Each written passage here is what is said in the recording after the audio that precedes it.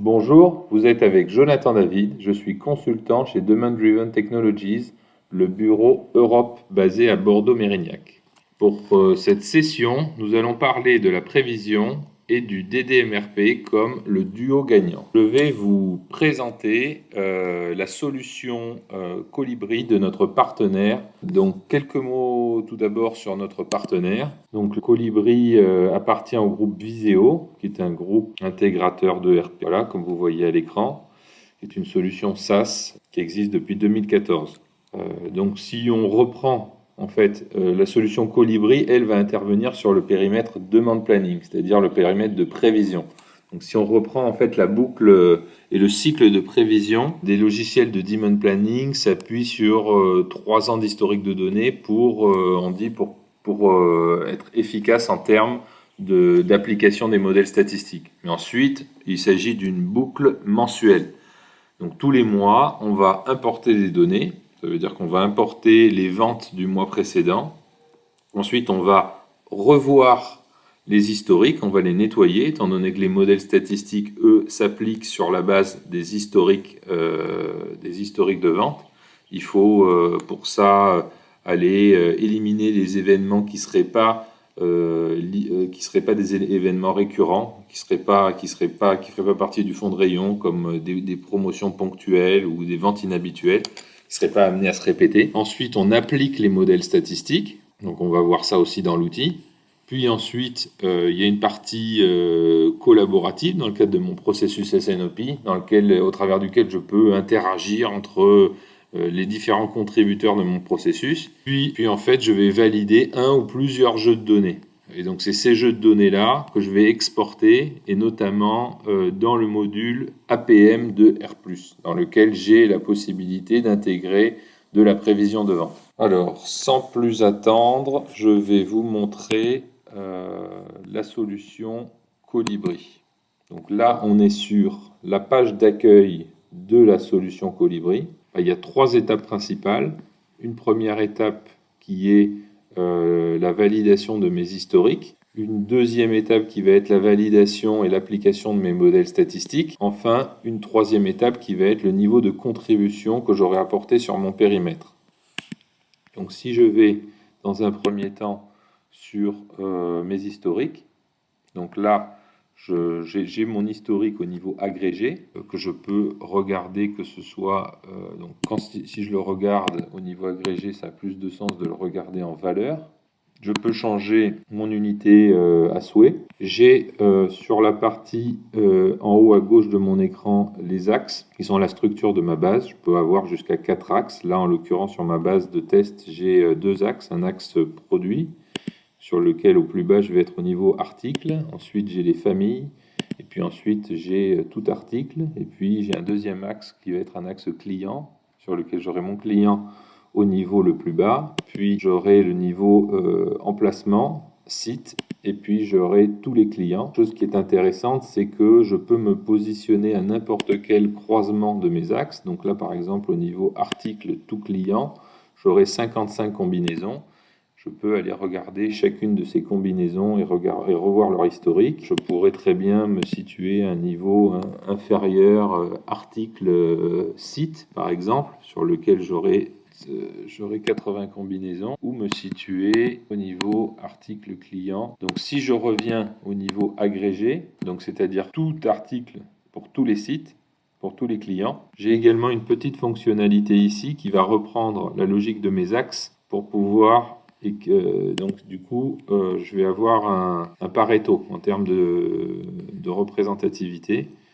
Donc si je clique là sur l'axe produit, donc je suis à niveau agrégé, donc je suis tout en haut de ma pyramide, et donc ce qui me dit là, c'est que sur le niveau inférieur, soit le niveau famille, sur mon axe produit, j'ai la famille FP qui va représenter 97,1% de mes historiques de vente sur la base de valeur, parce que j'ai choisi l'unité valeur. Puis j'ai les autres familles qui vont être moins significatives. Donc si je vais sur cette famille FP et que je continue, en fait, je vais me rendre compte également que mes 5 références qui vont être le plus significatives et avoir le plus de poids en termes d'historique vont être ces 5 références, dont celle-ci, la FPB.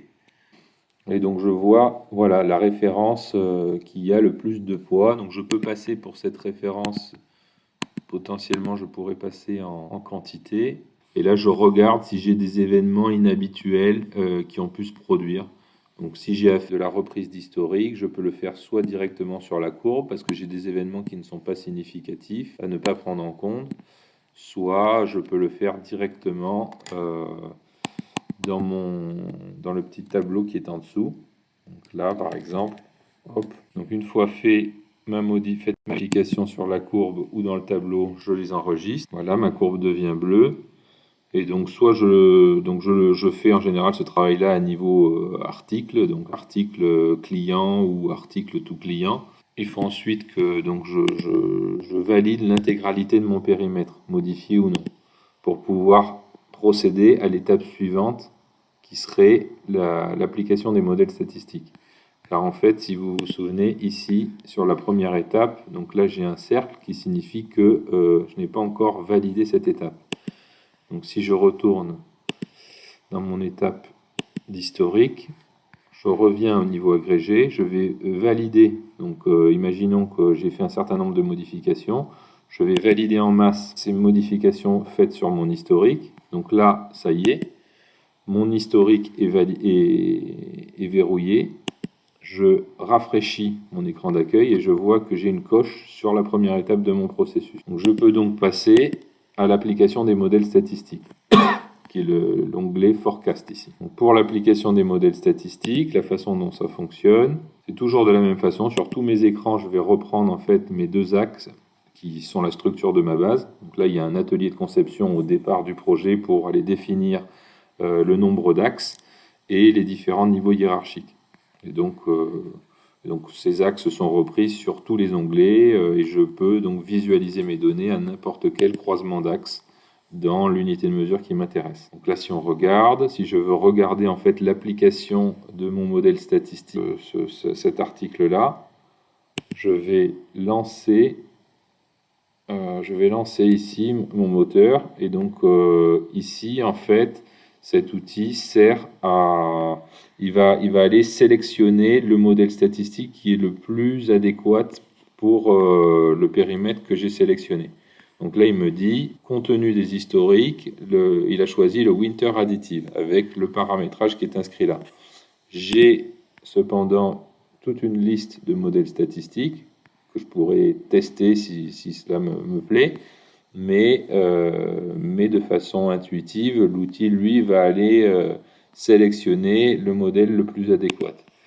Je peux réduire ou augmenter la période de prise en compte. Donc je vois que, par exemple, si je réduis ici, ou attendez, on va essayer sur un autre. Hop, je vois ici, par exemple, je suis à 42 mois. Si je passe à une trentaine de mois, voilà, bon, j'ai des courbes un petit peu différentes. Ici, donc, je suis en quantité. Si on essaye, par exemple, des moyennes, par exemple, dans des contextes, donc là, on est sur une courbe de tendance. Après, on va appliquer de la saisonnalité ou pas. Donc, plus on va avoir de données, plus la saisonnalité va être reproduite. Donc, en appliquant le modèle Best Fit Auto, c'est lui qui fait sa propre sélection. Et puis, on a ce petit bouton avec un i ici, qui lui nous permet, une fois appliqué le modèle, de nous faire de la projection. Donc là, ce qu'on dit, c'est à fin d'année en cours, avec ce modèle-là, donc là, si ça m'intéresse par exemple de l'avoir en valeur, je change mon unité en valeur, et donc j'ai une projection fin d'année en cours à 82 500. Donc si je voulais avoir une projection jusqu'à l'année N plus 1, il faudrait que j'aille dans les paramètres de l'instance pour augmenter un petit peu la prévision. Là, j'ai fait une prévision sur 18 mois. Je pourrais l'augmenter si je voulais avoir 2 années pleines. Donc là, je vois que j'ai 82 500 fin d'année, en prenant en compte 3 mois d'historique plus 9 mois de prévision. Et donc, du coup, je serai sur une tendance à la baisse de 3,1% par rapport à l'année précédente. Voilà, donc soit ça me convient, et donc je peux valider mon modèle statistique tel qu'il est, soit je continue de travailler mon modèle en essayant de trouver quelque chose qui corresponde au mieux à mes attentes. Donc ça, c'est si j'ai besoin d'aller travailler certaines références parce que j'ai des comportements plus inhabituels. Sinon, le modèle de base de BestFit, à partir du moment où il y a un peu de récurrence, fonctionne bien. On va être là, on va pouvoir travailler à partir du moment où on a là, moins de récurrence, par exemple sur des marchés export, par exemple sur des marchés qui vont être plus ponctuels. Du coup, c'est intéressant d'aller regarder un petit peu bah, comment le modèle statistique va se comporter compte tenu des historiques. Donc une fois appliqué le modèle statistique, le ou les modèles statistiques, je vais aller dans mon onglet Forecast Plan. Donc le Forecast Plan, c'est un onglet de contribution individuelle où là, tous les contributeurs dans le cadre de mon processus SNOP auront cet onglet qui leur est propre. Donc, dans cet onglet, ils ont la possibilité ici déjà, dans un premier temps, alors, hop, on va supprimer. Alors, hop, attendez, on va dans cet onglet, on va se positionner au niveau haut de ma hiérarchie, donc tout article, tout client, déjà pour voir. Donc là, on a fait tourner les modèles. Ici, en fait, on va se positionner comme on est au niveau haut de la hiérarchie en valeur.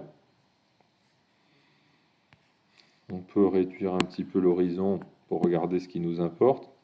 En rouge, la courbe d'historique de vente. En vert, la projection une fois avoir appliqué les modèles statistiques. Je peux intégrer des données tierces. Ici, j'ai des histogrammes orange qui vont représenter mon carnet de commandes.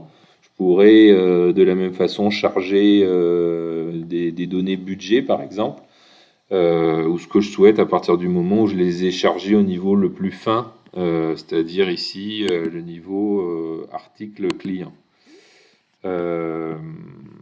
Donc une fois que j'ai fait ça, je peux donc j'ai différentes fonctions. Je vais pouvoir là par exemple donc je vais redescendre à un niveau plus bas. Il y a des fonctions en fait intéressantes d'interaction entre les différents contributeurs. Donc là par exemple si je suis un prévisionniste central, je pourrais très bien demander à mon commercial ou à quelqu'un du marketing d'aller vérifier un périmètre en particulier. Et donc je lui mets une note, je lui mets merci de vérifier la prévision. Donc je mets une date d'échéance, par exemple à mercredi, et donc je lui envoie. Il recevra ainsi un petit message, donc qui n'est pas celui-ci, mais de la même façon, il recevra un petit message qui l'alertera. Il ouvrira en fait le périmètre au niveau auquel je suis. Et donc il n'a qu'à faire ses reprises et ses modifications directement sur la courbe ou dans le tableau et les enregistrer. Et donc elles seront reçues au niveau du prévisionniste central telles quelles. Il a également la possibilité d'écrire des commentaires et donc on peut conserver ces commentaires. Je vais prendre ici l'exemple de ces quelques références. Donc j'ai notamment, donc on va regarder ici. Donc ici je vais jouer le jeu comme si j'étais un prévisionniste central. Donc j'ai donc mon FPA qui est un baume de peau. On est dans l'industrie cosmétique. J'ai plusieurs donc j'ai mon FPA. Je vais me positionner au niveau des régions. Donc je l'ai sur la région 1. Voilà. Donc sur la région 1, voilà ma prévision. Sur la région 2, voici ma prévision. Et donc sur la région 3, je vais me remettre en fait en quantité pour que on se rende compte. Et en fait, ce que j'ai fait, parce qu'en fait, ici, le but, on va aller jusqu'à la génération de différents jeux de données dans l'outil de prévision Colibri. Et on va voir comment cela s'intègre dans un outil de planification industrielle comme R+, et particulièrement sur le module APM. Donc là, j'ai positionné une promotion sur le mois de juillet de 500 pièces, alors que j'ai un fonds de rayon moyen à 40-50 pièces. Donc on est quand même sur 10 fois plus, et on va voir comment l'impact sur le buffer DDMRP. Donc là, c'est validé. Donc ce qu'il faut retenir de cet écran, c'est que il est individuel, c'est-à-dire je peux avoir des contributeurs marketing, des contributeurs commerce, des contributeurs côté usine. Chacun peut aller apporter ses différentes modifications sur la courbe ou dans le tableau, mettre des notes, communiquer entre eux. Et puis ensuite, en fait, je vais passer sur le dernier onglet qui est l'onglet de consensus. C'est celui-ci auquel aura accès mon prévisionniste central uniquement. Et donc, lui va recevoir les contributions de tous mes différents contributeurs. Donc là, bon, j'ai qu'une contribution de mon contributeur Jonathan David, qui, lui, a contribué de 500 pièces sur le mois de juillet. Donc, c'est la promotion que j'ai générée. Mais de la même façon, je pourrais avoir autant de contributeurs que j'ai créés et que j'ai dans le cadre de mon processus. Et donc, je peux aller, du coup, visualiser l'impact des modifications ou des contributions apportées par chacun de mes contributeurs, les valider ou pas. Donc ici, j'ai validé ma contribution et donc, du coup, j'ai généré un jeu de données. Que je vais importer dans l'outil Replenishment Plus. Donc ici, c'est là qu'on peut générer un ou plusieurs jeux de données de telle façon à avoir la vision optimiste, la vision réaliste, la vision pessimiste de ma projection et d'avoir plusieurs scénarios possibles.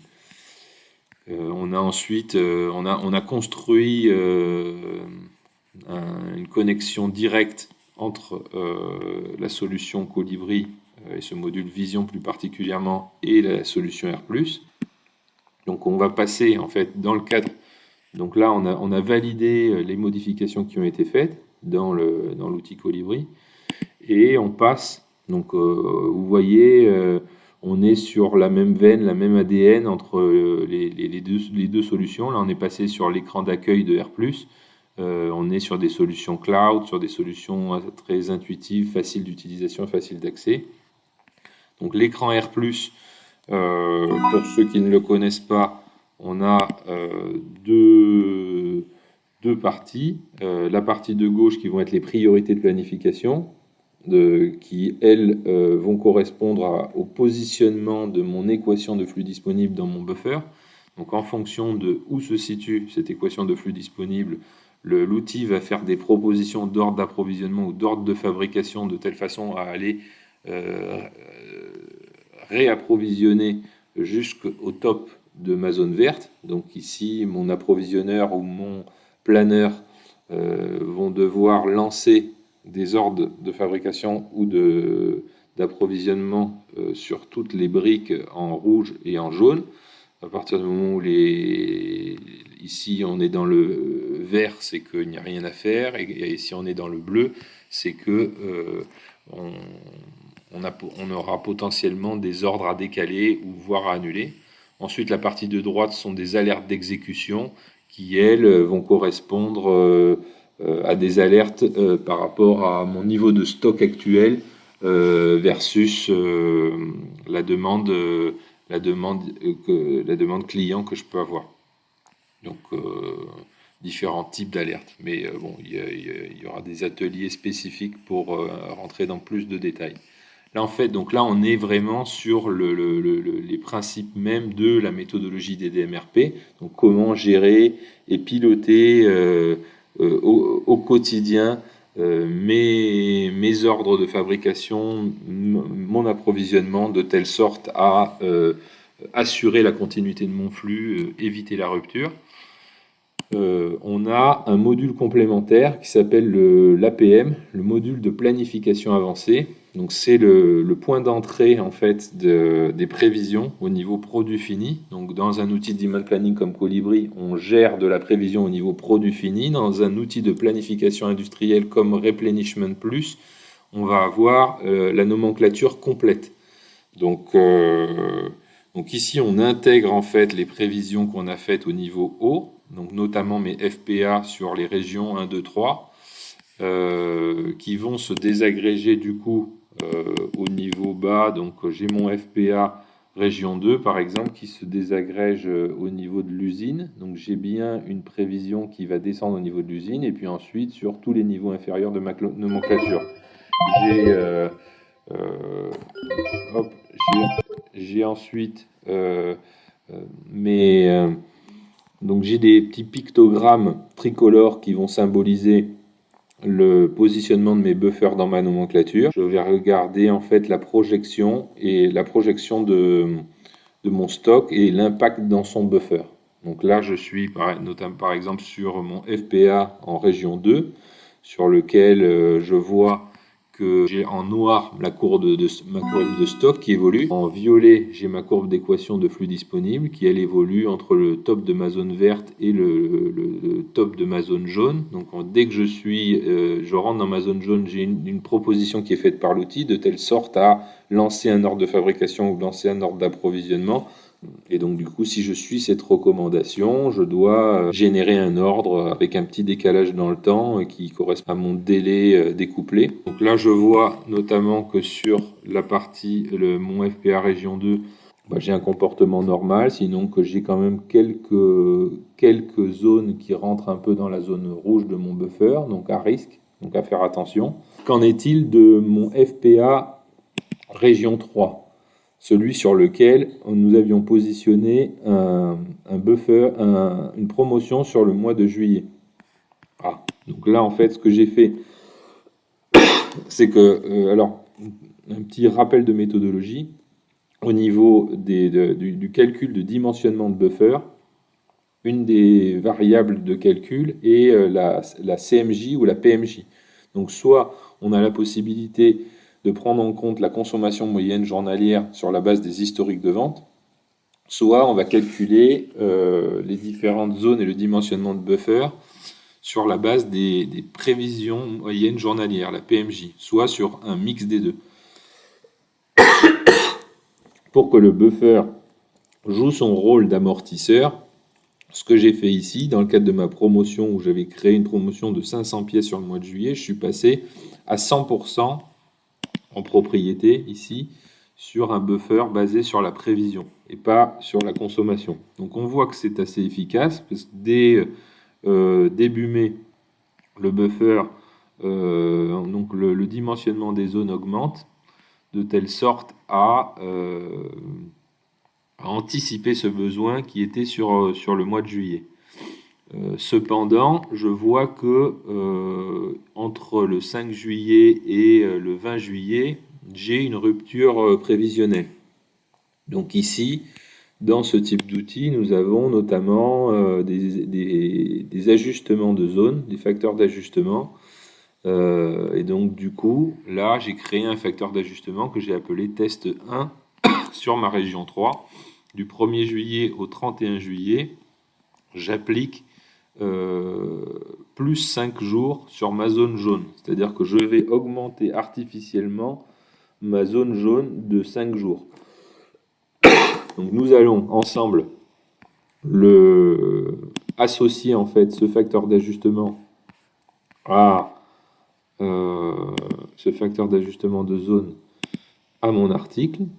Tac, donc c'est ce que je suis en train de faire. Et nous allons voir comment il va avoir un impact sur ma projection.